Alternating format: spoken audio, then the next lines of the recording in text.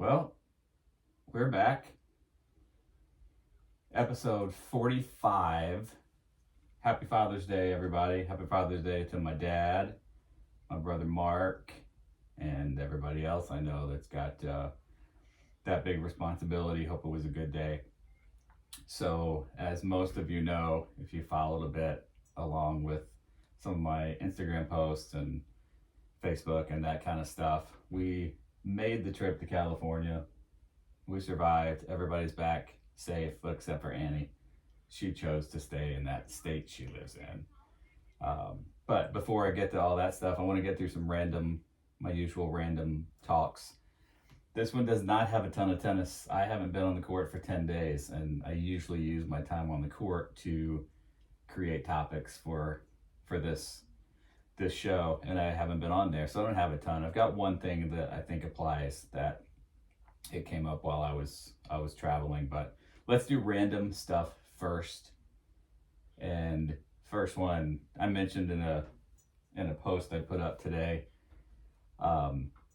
gas prices, and I know earlier we cleared up with some help why gas prices are different, but I am completely starting over. I don't understand it.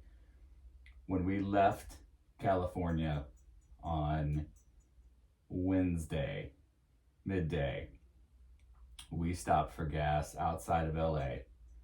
And yes, it was, I'd say, somewhat middle of nowhere, almost into the desert. It cost me $7.95 for gas, and I had no choice. They had me. Whatever owner jacked up the price, they could because of their location. Luckily, I didn't need a ton. I just put in enough to get to the next gas station, but I paid $7.95 for gas, and it was sickening. And I don't understand why 20 hours later, 15 hours later, I'm in Kansas and I paid $3.11 for the same product. And my non-educated worldly mind, that is messed up. It should be illegal. $4.75-80 more for the same product, just a few states over. So I'm back to needing help and wanting someone to explain it to me how that is possible. Or is it just this little gas station in the middle of nowhere is just screwing people over? It is on the freeway. I know in the past people have told me there's a cost for transportation. It's right off a huge freeway, lots of traffic. It's not hard to get to. It's probably an hour and a half from LA. And LA prices were $6 to $6.50. I think I paid between like $5.80 and $6.50 in actual LA Burbank area where we were. So this was even worse. So someone please explain to me how they screwed a family from Wisconsin over.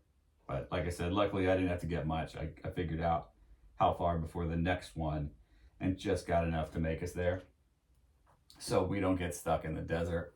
So that's my, I got a little anger towards gas prices. All right, so the next one, I try to go back to other podcasts, what we previously discussed, and this one's been a big topic and probably the most feedback, and that's wearing Crocs in public. So I have to admit, I'm not ashamed of it, but I wore Crocs 90% of my time on this trip. All the driving, spectacular. No shoes, just wear my Crocs. It's so comfortable, so much better. I don't know a soul out west. I don't know anybody past probably Nebraska. Lauren.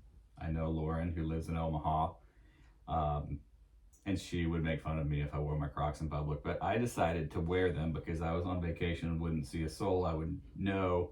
Never going to see anybody else out there. So everywhere. I wore them to restaurants. I wore them to get gas. You name it, I wore them. Only time I didn't is we did some hiking. I guess a little bit of hiking. One decent restaurant. but it was Crocs all the time and it was spectacular. So I think I'm a fan and going to make a personal out of town only policy. You will not see me wear them if you know me. But when I'm on vacation, it's all Crocs. It's going to be a Croccation. So that's my Croc story. Yoo-hoo. We found Yoo-hoo at lots of gas stations. And if you're not a Yoo-hoo person, it is a chocolate drink. I actually don't know if it has, there's no milk in it. It's not a dairy product. It's just called chocolate drink. I thought it was a Midwest thing.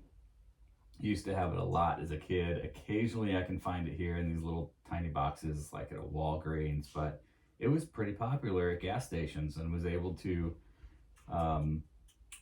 fulfill my Yoo-hoo quotient. But I'm just wondering, does anybody as a kid drink Yoo-hoo? It's so easy to drink. I don't drink alcohol at all. I'm not a chugger. I wasn't in college.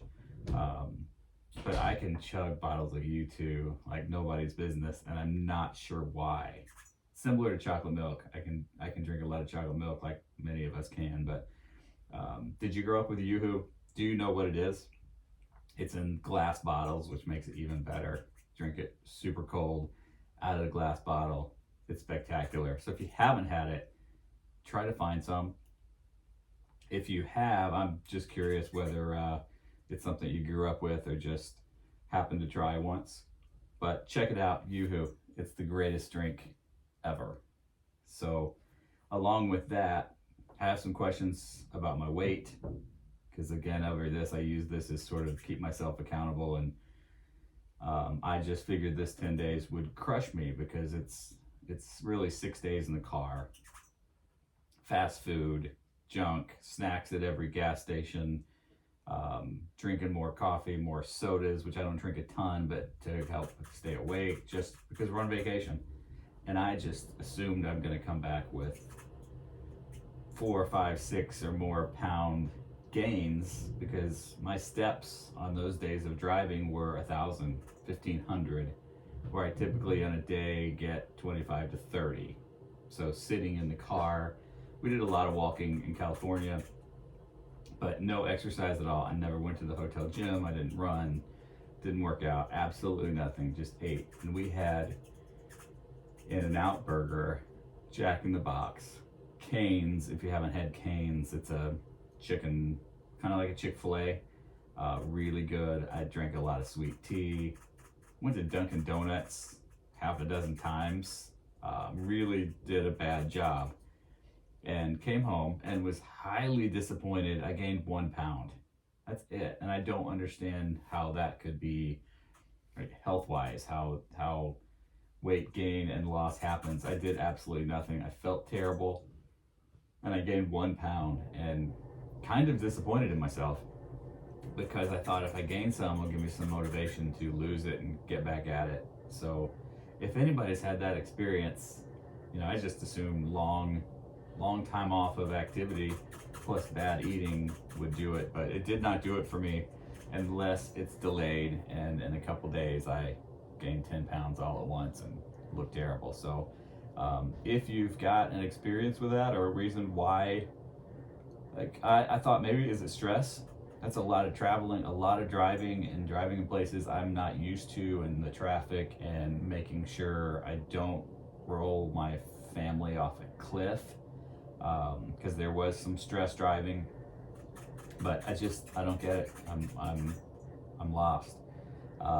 Last one is, I don't know if you're my age, you were around when the show Survivor started, season 1. I still remember the guy that won, Richard Hatch. He was evil and he played the game correctly.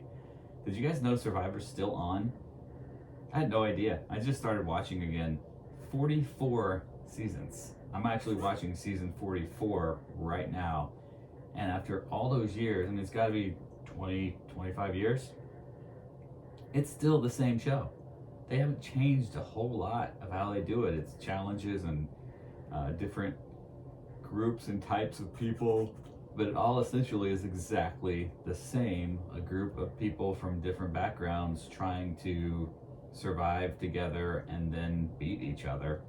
And I'm finding it super interesting. I am on the last episode of season 44, and then I'm going to go back and watch the last, I don't know, 35 seasons. I got plenty to watch, but does anybody watch it anymore?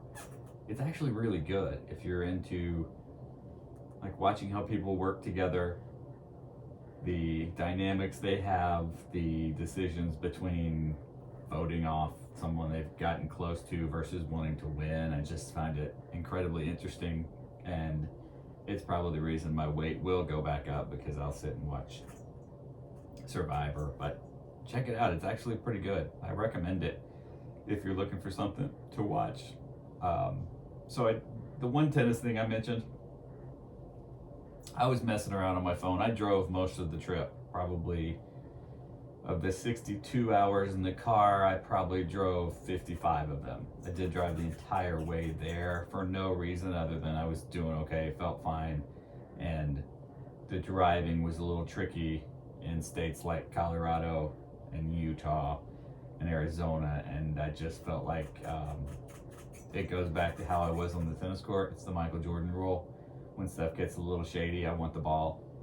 I want to be the one taking the shot, not because the others aren't any good, but I just want to be in charge of that stuff. So, but one of the times I wasn't driving, I think I saw it on Twitter, but the Navy SEALs, which I have read quite a lot about, and I like any movie about that stuff and things they do, especially how they get there. And I watched documentaries on the training of it and the testing and how you survive that.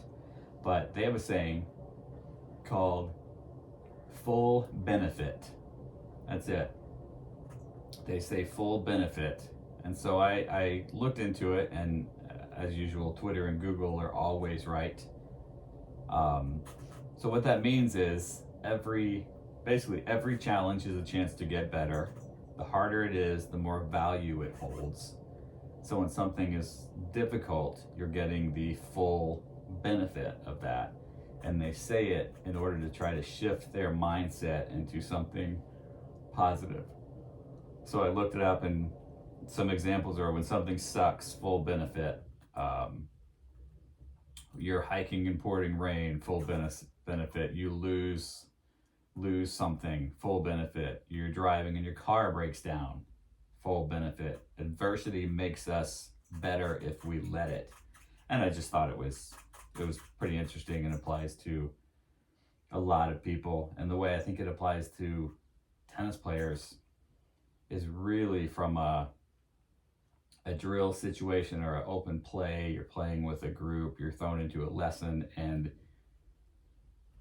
either the players aren't good enough, it's a weak group. You've all been in something, you've signed up for something, and you're a 4-0, but the majority of the class is a 3. And the 4s tend to complain, and they're the ones that will talk to the coach afterwards, or they won't come back. And I think there's a way to get a bigger benefit out of that. Work on things. All right, practice playing with a weaker player. There's got to be skills. You can't just get angry and yell at your coach and your tennis directors because the group wasn't good enough for you. Maybe you could shift your mindset and find something good out of that. Practice some skills. Practice playing against someone who hits slower. Practice playing against lobbers. Learn to work with different skill levels. There's a way to get out of it. It also goes the other way. If you are the weaker player and you're struggling and you're an honest, humble person and understand that you really probably don't fit into that level, find something. Work your tail off and try to keep up. Get that full benefit out of it. And there are ways to find something good out of all those situations. And anything you're on the court, if you don't like what's happening, see if you can switch your mindset and get something out of it versus, I don't know if complaining is the right word, but I've been in the tennis business long enough to know that it had hundreds of conversations that go like this. Well, I tried that drill group and they weren't good enough for me. Well, maybe that's true, but did you get anything out of it? Did you find some, even if it's not full benefit, did you get something? Because if not, it's really your fault, right? I've also hundreds of conversations. So that group was too good for me. I shouldn't have been in there. Well, you're probably right. But did you get something out of it? Did you try? Did you watch how they swing, how they behave, how they handle themselves, the different spins, anything that an advanced player might use? So as you're playing, if you're in a situation you don't like, let's say you're in a group with me. You've got a large group and you get thrown on a court for a few minutes that you don't like. Eventually, I will get around to fixing it. But you may have to spend a couple of games or a few minutes hitting with some weaker or better players. Get something out of it. That's your challenge. Okay, you can still complain about it, but keep in mind that there is a way to get something out of each of those situations. So just be a better Navy SEAL. So this is primarily going to be the rest of this, and it won't take too long if you're still listening. It's just as best as I can, which won't be very organized. I wanted to just recap our experience on the trip and my experience. So as you know, we left for California in a minivan, almost 5,000 miles, 13 states, 62 hours in a car, just back and forth, not counting the driving in the cities we were in, especially the LA area. And I can tell you that my family, we are not a road trip family. Never have been. Our longest trip, probably the 5 of us, was 6 hours to somewhere in Indiana, Louisville maybe, but no, I'm a flyer or don't do it. And because I just thought about the misery of having young kids in the car. And after this, I don't necessarily think we were wrong making those decisions, but I'm a little disappointed we didn't try it once and find out. We may have made a good choice waiting until our kids were a little bit older, but I feel like, at least me personally, probably missed out on seeing some really cool things by working so hard to avoid jumping in that car for that long. Because it was a chance to see part of the world, the West, that I had never seen other than flying over it, or when I made those trips, it was for work, generally staying at the resort, not really exploring or being in it. It's driving through or something like that. So I hadn't really been anywhere for a long period of time. So this was quite an adventure for all of us. So for the rest of the time here, I really don't have any notes. I'm just going to recap a little bit of some things that I thought were interesting and important. So we left our first stop. We drove to Des Moines, Iowa. And the cool part about that, one, you're excited you're leaving. It was Molly's last day of school. So that first 5 or 6 hours was cool. We stopped at the world's largest truck stop. I highly recommend it. It's on I-80, about 3 hours from Wisconsin. It really is the world's largest truck stop. I had been once by myself, but it is quite a sight. It has everything. We kind of took a tour of it the first time because we had the time. You can get anything there. They had a section in this truck stop where you could buy guitars, and there were a couple of guys looking like they were going to buy a guitar, and they were playing them. And the next thing over, you can buy tires for your truck and every piece of trucking equipment and food. And they've got showers and a dentist and a chiropractor and a fitness center, and there's a hair salon. You can get your hair cut. It's an amazing place. It is a one stop. If I ever get kicked out of my house or lose my house or lose my job again, I think I might go live there, stay at. But anyway, you've got to check that out. So our first stop was in outside of Des Moines, Iowa. Totally fine. We pulled in and found a hotel on the way, and that was kind of fun. Just about an hour before we wanted to stop, my wife would jump on the phone and try to find us something that was halfway decent. But for the most part, our hotels on the way out and back were sketchy at best. The last one was pretty nice, but when you pull in at 11 o'clock at night looking for a room, there's not a lot to choose from. But that part was kind of cool. We'd never done it. So we just drove each day until we couldn't go anymore. And next day, Colorado, that's where the driving got crazy. Nebraska is what I thought. Flat, could see for miles. Not a bad, didn't seem like a bad state. Didn't bother me at all. It's a neutral state for me. But when we got into Colorado, and our first mountains was really cool. I'd never seen them. Then I realized I have to drive them, and that was terrifying. Those were my first moments of what have I gotten myself into. You know, I'm from the Midwest. I drive flat and straight for hours, and this is up and down, and one wrong move and I have my family off a cliff. And that's where I mentioned my stress driving. But I had some moments of, especially coming down these mountains, when you see the signs of, you know, there's emergency truck ramps and, you know, flashing lights and telling you to slow down, along with the signs for moose crossing and deer, and afraid a bear is going to jump out at me. That was stressful. Really pretty, but I couldn't really look at it because I was afraid of crashing my whole family. But Colorado, really cool, loved it. My only complaint about Colorado is, and I don't know how many kids listen to this, but the place we stayed outside of Denver, about an hour, it just smelled like marijuana. The whole place, everywhere you went, it was everywhere, and it bothered me. I thought I was going to smell this fresh mountain air, but that was not it at all. It was strong. And then also, I've decided you cannot live in Colorado if you don't drive a Subaru with a kayak or a bike on the top of it. It was everywhere. We were counting them. That's the cars everybody had. Subarus with either a kayak on the top or bikes on the back. So I decided if I ever had to live in Colorado, I would open a store. I would sell Subarus. That would be like the center part of it. And on the right, I'd have a kayak store. And on the left, I'd sell bikes. Oh, and the fourth one, I'd sell weed.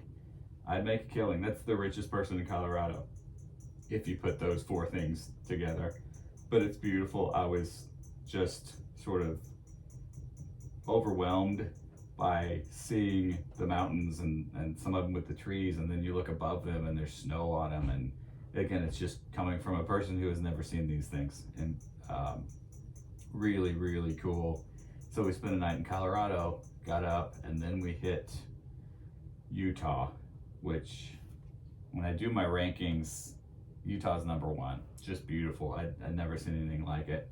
And we stopped several times and took pictures at these viewing areas, and it's just blows you away if you haven't seen it before. What things that exist in our country that I didn't know were there, and just standing on these cliffs and rocks and mountaintops and looking down and seeing for miles, and really, really cool. I wish we could have spent some time in Utah. That was one of my disappointments in the trip. I wish we had more time to spend a day in each place. I'd love to spend a day in Colorado sightseeing and a day in Utah, but we didn't have that ability here. So we move on to, I guess, Arizona. Awesome, loved Arizona. I'd been there once or twice, and it was just beautiful. These big red rocks, and really great. And I could live in Arizona. One of the cool parts was our temperature went from 35, 36 degrees in Colorado in the morning, and we hit 102 by the afternoon. And it just incredible when you open the door, and the last time you got gas, you had hoodies and you're freezing, and the next time you are catching on fire. It's just incredible what a few hours of driving can do. Weather, pretty crazy, huh? And then Vegas. I've been in Vegas many, many, many times. So we got to Vegas, found a hotel, cheapest one on the strip, and we got to stay at the Excalibur, which not bad at all. I'd been to it, I'd never stayed at it, but was not expensive. Got in quickly, parking was simple. Getting around Vegas on a Friday night wasn't too much fun, but it wasn't as bad as I thought. So we took a walk. Kids had never been to Vegas. And again, unfortunately, I'm gonna sound like old man.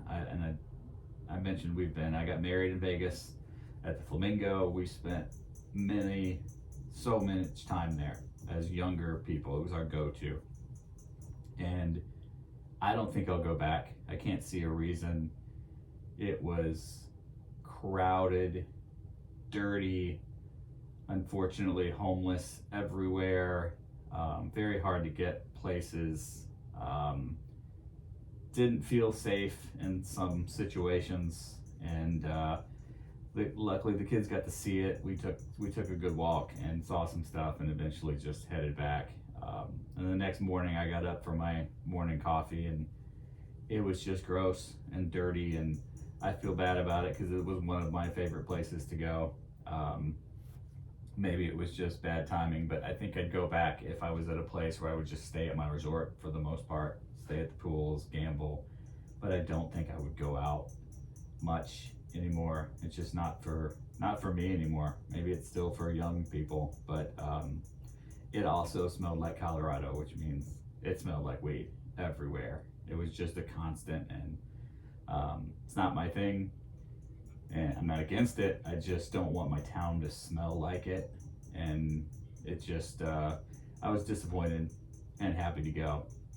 And then, sort of lastly, next morning, Vegas to California, just to the LA area. Annie actually lives in Burbank, so I got my first. That drive from LA to California is brutal. There is nothing there, and it was interesting because there were all these little used to be towns that are gone, shacks and old gas stations that are no longer in business, and sort of dilapidated places, and you could see what it used to be, and I don't know why, but it was pretty flat and desert for 4 hours, and that was probably my second least favorite part of the trip, was that section. And some of it's because we just drove for 2.5 days and we want to see Annie, and I understand that and getting tired, but and then I got to hit LA traffic, and I got to drive on the 405 and the 15 and the 101 and the 5, and again, stress driving. And I actually don't think LA drivers are bad.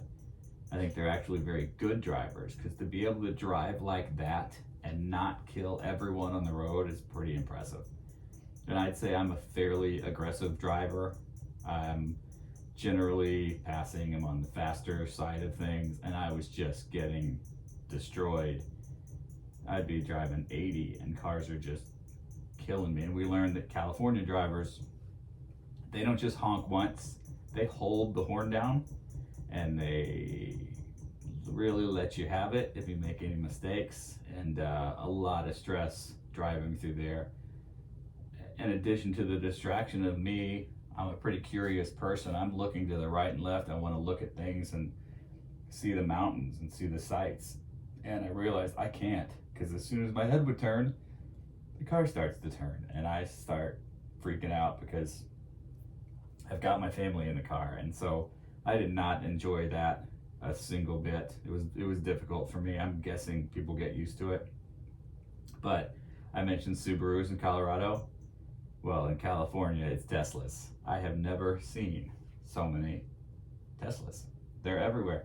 And I just wonder, what kind of people live in this city that many people can afford a Tesla? There's more charging stations than gas stations, and most were empty. But that was my experience getting through that was pretty rough. But we made it to Burbank. We've got to see Annie. Annie, I'm not bashing you at all, but I didn't enjoy that area much. I love California. I've been to Northern California, Monterey, like Pebble Beach area, Palm Springs, loved it, beautiful, my kind of thing. But my struggle with the LA vibe is the traffic is it's as bad as they say it is. Everything is packed into small spaces. Even we went to this Walmart, and even the aisles are closer together. Everything's packed in, and there's people everywhere, and everywhere we went, it's very difficult. restaurants. It just seemed like they were smashing as many people they could into small spaces. I struggled with it, and I generally don't, but the chaos, it was overwhelming to me. Fortunately, Annie got us to Malibu, and that was my favorite because it's far out there. I found a rock, sat on the beach, watched the water, and it was peaceful. And we walked around in the sand, and kids put their feet in the water and saw some really cool things. So if you go, definitely go to Malibu. My problem is it's an hour drive to get there, an hour drive back. It's not a quick trip. Same thing with Santa Monica Pier. Took us an hour to get there, crazy traffic. It's cool. It's just like a giant carnival. I'd love to go during the day on a weekday where it's a little more peaceful, because I bet it's really cool. But again, traffic, dirt, homeless, which it's just uncomfortable. I don't know why. I'm not that smart to know why that is happening, and I don't want to get into the reasons on this, but it makes it uncomfortable when you're walking around, and it actually makes you feel bad about yourself because you're able to enjoy your time and have dinner and be with your family, and you're surrounded by people who aren't, and it just makes it, like I said, a little bit stressful everywhere you went. We did hike some small mountains. We never made it to the Hollywood sign because none of us were willing to make that climb because it looked like certain death for any of us that tried it. But we did a couple others with some great views. Drove by Warner Brothers Studio, Universal Studios, Netflix, Nickelodeon, Cartoon Network. Really, really cool just to see where those things is. Annie took us up into Hollywood, and we drove around, saw some neat houses. I just get back to California. How do people live there? The cost of things is crazy. So something we might go to Chick-fil-A here, family of like 3 of us, and spend $20. There it's 40, 50. And I wonder how people live that life. And I know I sound old, but I am, and this is my thing, so I get to talk about it. But it's probably not a place I want to go back to. Obviously, if Annie stays there, I'm gonna go back. I have to, but I might stay at a different place further away and make her come to me. But I feel like that area is so pretty, but somewhere along the line, whether the people or society has messed it up, because it could be so much better. And if you're an LA fan or grew up there or lived there, you have every reason to think I'm crazy. This is just the perspective of a kid who grew up in the Midwest, and it was just chaos to me. And I like big cities generally, but this one, it didn't do it for me. But did get to see Annie, so that's the best thing about LA. And that was it. We spent 4 nights there and then drove home, and the drive home was far more difficult than the drive there, but we went a different way. We got some more states. We went through all of Arizona, then into New Mexico, Kansas, Oklahoma, Missouri. So total 13 states for all of us. So my rankings after all this: number 1, Utah. That would be my favorite. I would go back there just to that state and look at things for sure. And then behind that, Arizona, but the Flagstaff and Sedona area. It's kind of like where the desert meets the pine trees, and you would get both. But we'd be in the desert through these rock mountains, and all of a sudden it turns into pine trees and hills and mountains and signs for moose and bears. And so I felt like for me that gets both things that I would like to see. So it would probably be Colorado after that. I'd love to go back and see other things. From there, Arizona's awesome. Nevada's really cool. So all those states heading west, great. I throw Nebraska, Oklahoma, Texas, Missouri all into the same pot. They're fine. Nothing exciting. Wisconsin, Illinois, they don't count because I'm there a lot. But New Mexico, awesome. I think I could live there. Really liked New Mexico. Kansas, second to last. I'm sorry, my friend Annette, who was the baby Jayhawk and is a big Kansas fan. I know they're good at basketball, but man, that state is brutal. It took so long to get through it. We got to our hotel late at night. There's nothing anywhere. We drove an extra 2 hours because we could not find a place to stay anywhere. And we had to worry about weather. There were tornadoes near us, around that Texas, Oklahoma, Kansas path. I don't know what it's good for.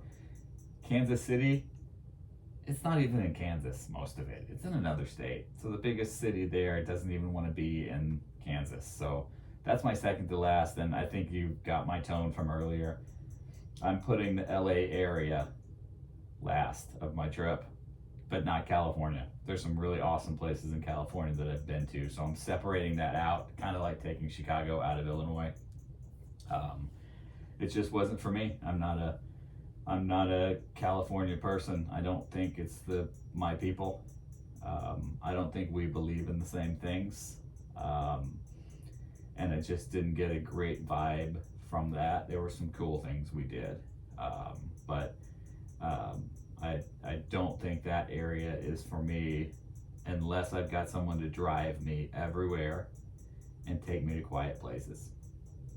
So we made it home a day early. So the first day we went out, and it was 3.5 days, and on the way back it was 2.5. Got home about 11 o'clock, midnight on Friday, so we earned an extra day, and that was long. That was a 13-14 hour drives back to back.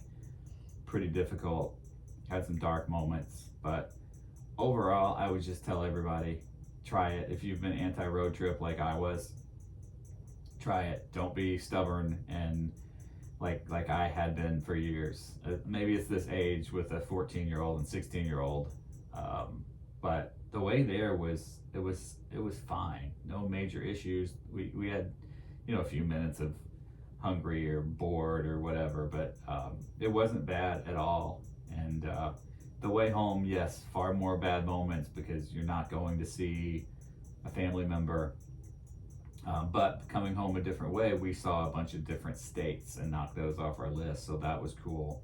It's the last probably 3 hours were really difficult from the I-80 truck stop all the way home in the dark. That was pretty rough, but that was the trip. I'd tell everybody I have very low expectations on everything because I believe if your expectations are low, you're never disappointed.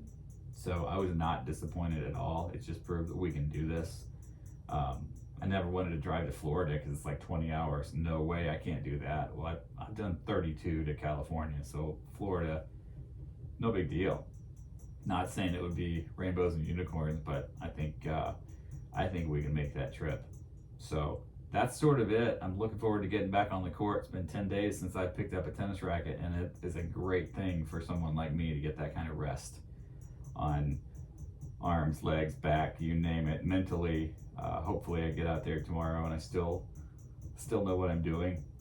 But if you want to talk road trips, I've got some experience now and I know places to stop. Oh, we saw the Breaking Bad house. Really cool. Go on TikTok or YouTube and just enter Breaking Bad lady. The owner of the house is freaking crazy, and she yells at everybody, and we got there and she is on the road yelling at a tour bus.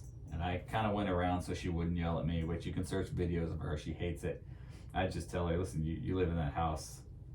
You got to deal with this or move, because there were a line of cars and a tour bus in front of this person's house, and they've got gates up and signs to stay away, but we didn't. We got a picture of it. We saw all kinds of cool stuff on Route 66. We ate at a couple small little diners that have been there forever. One of my favorites was standing on the corner in Winslow, Arizona. So if you are an Eagles fan, you need to make that stop. There's an actual whole small little downtown area where they've got statues and signage, and you can take pictures.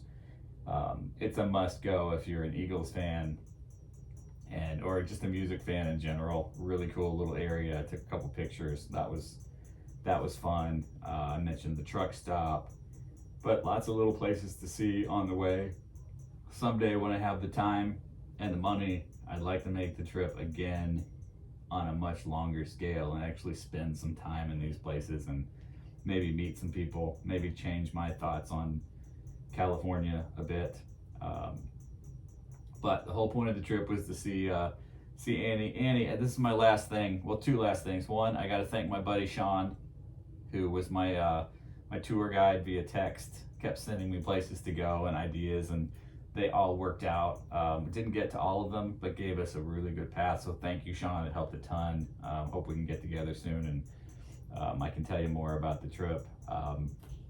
And then lastly, I wanted to mention, and again, this is whether Annie's still listening or not, but since my kids were little, maybe not little, maybe 12 years old, I don't know, I've always bugged them about that they need to have more uncomfortable situations in their life.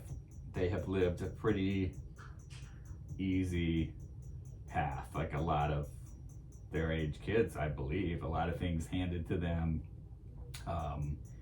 not necessarily their fault, but I always tell them, you got to put yourself in some uncomfortable places. I've told stories on this podcast about me and things I did when I was younger that put me on a little better path socially, and a little more responsible.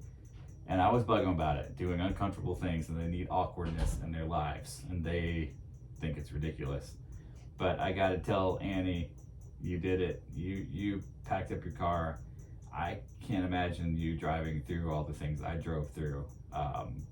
But you did some uncomfortable things. About the best you can do is get in the car and drive somewhere you really don't know what you're doing. And I'm jealous and proud, and you've made it work, and it's awesome. And I wish I would have done it when I was your age, but I won't bug you anymore about awkwardness and difficult challenges, because you crushed it. So that's my story. Not sure anybody's going to listen to this one because it's really not tennis and coaching anymore, but the next one will be. I'll work harder on it. Thanks, everybody. I'll see you on the courts. Talk to y'all sometime later.